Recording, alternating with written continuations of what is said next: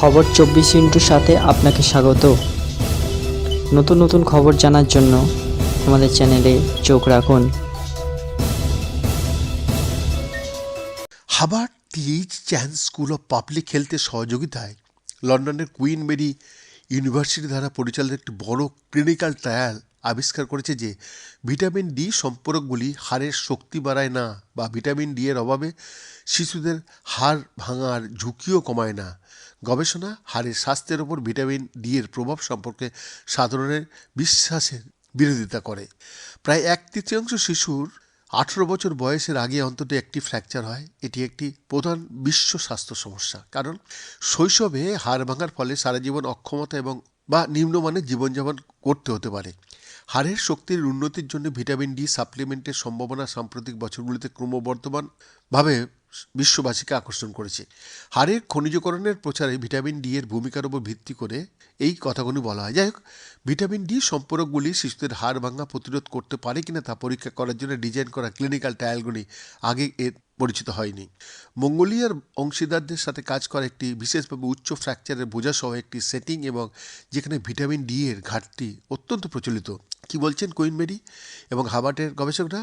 তারা একটি clinical trial পরিচালনা করেছেন যে ভিটামিন ডি সম্পূরক হাড় ভাঙার ঝুঁকি হ্রাস করবে বা হাড়ের শক্তি বাড়াবে কিনা। স্কুল ছাত্রী গবেষণাটি সম্প্রতি ল্যান্সেট ডায়াবেটিস অ্যান্ড এন্ডোক্রিনোলজিতে প্রকাশিত করেছে।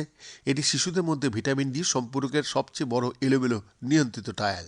3 বছর ধরে মঙ্গোলিয়ার বসবাসকারী 6 থেকে 13 বছর বয়সী 8,851 জন স্কুল ছাত্র ভিটামিন ডি সম্পর্কের একটি সাপ্তাহিক মৌখিক ডোজ পেয়েছে এবং 95.5% অংশগ্রহণকারীদের বেসলাইনে ভিটামিন ডি এর ঘাটতি ছিল এবং অধ্যয়ন সম্পর্কগুলি ভিটামিন ডি এর মাত্রা স্বাভাবিক পরিসরে বৃদ্ধি করতে অত্যন্ত কার্যকর ছিল। যাই হোক, তারা ফ্র্যাকচার ঝুঁকি বা হাড়ের শক্তির ওপর কোনো প্রভাব ফেলেনি। পরিমাণগত আল্ট্রাসাউন্ড ব্যবহার করে 1,438 জন অংশগ্রহণকারীদের একটি উপসেটে পরিমাপ করা হয়েছে।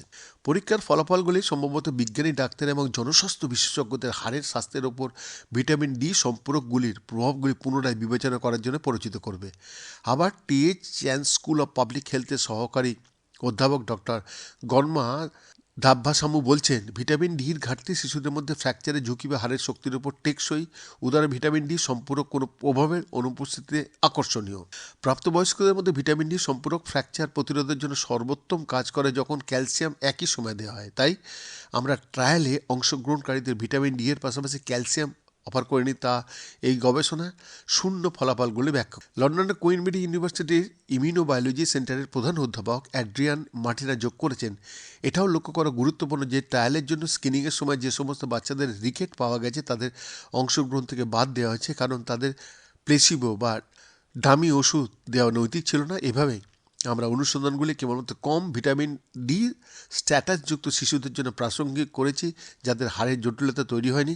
রিকেট প্রতিরোধের জন্য পর্যাপ্ত ভিটামিন ডি গ্রহণের গুরুত্বকে উপেক্ষা করা উচিত নয় এবং যুক্তরাজ্য সরকারের নির্দেশিকা যা প্রতিদিন 400 IEU ভিটামিন ডি গ্রহণে সুপারিশ করা তা গুরুত্বপূর্ণ এবং এখনও অনুসরণ করা উচিত। বৈদ্যনাথ দাসের রিপোর্ট, খবর 24/7।